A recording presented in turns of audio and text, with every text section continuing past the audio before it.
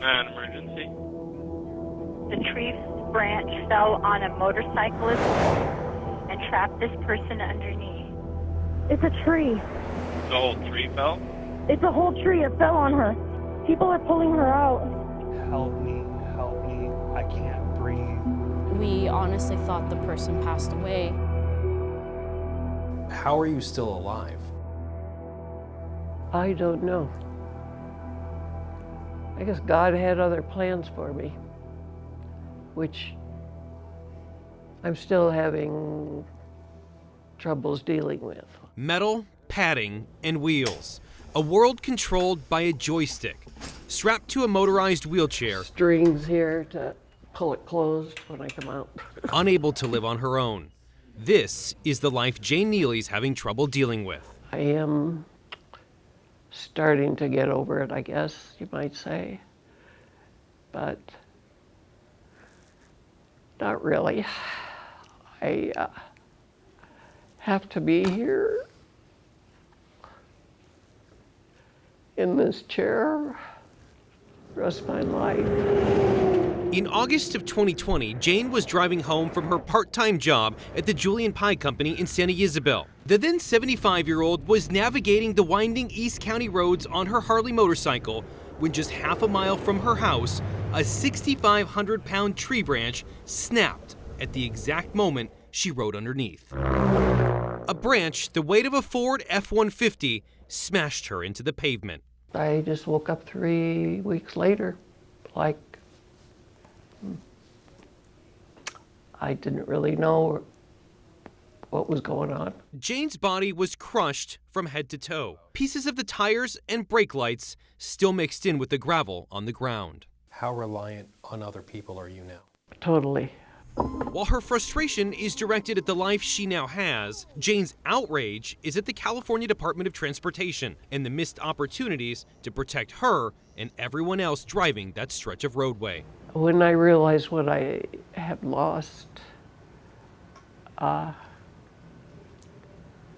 when I really got angry, and I guess I still am, because life that I wanted is no longer available to me. This aerial video, captured by a forensic accident reconstruction team, shows the exact location of the 75-foot oak tree. It's in what's known as Caltrans right-of-way. It's the responsibility of that state agency to inspect and ensure the tree and the roadway are safe. Anyone who knew what they were doing and knew what they were looking for should have identified A, this area, and B, this particular tree, and done something about it. Brett Schreiber is Jane's attorney. He says a branch of the tree split from the original trunk. Over the years, it grew to 38 feet long, directly over the road, and became extremely heavy. All they had to do, because you could see this just driving down the road, was send a crew out there and do some basic weight reduction on the side that was overhanging. Caltrans is required to do an annual tree inspection, looking for situations that are dangerous to the public. That's from a maintenance directive going back more than a decade. Schreiber said that in 2018, on Highway 79, records show there was no annual inspection. He says in 2019, the agency appears to have copied the inspection from 2017. They literally cut and pasted the same inspection from the prior year into 2019 just to simply say that they did it, to check the box. These are the inspection documents side by side. They violated the public trust. Jane sued Caltrans. Schreiber says 10 days before her civil trial, Caltrans admitted they were responsible. A jury awarded more than $16 million. But it's what was uncovered during the case that gave a glimpse into a system most people don't know existed.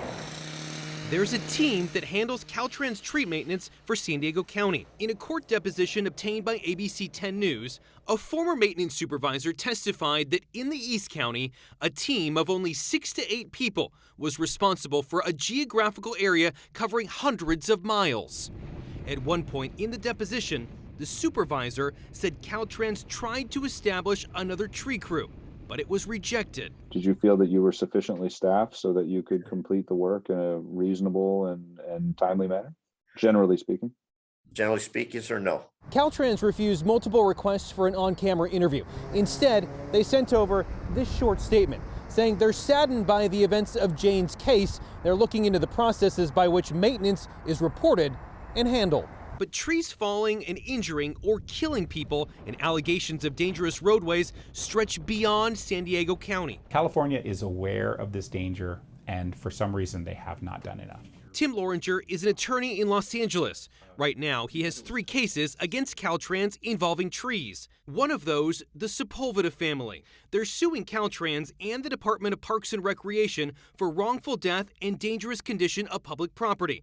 According to their lawsuit, in May of last year, Ruben Sepulveda was heading north on Highway 101 near Redcrest in Northern California when this tree fell across the road.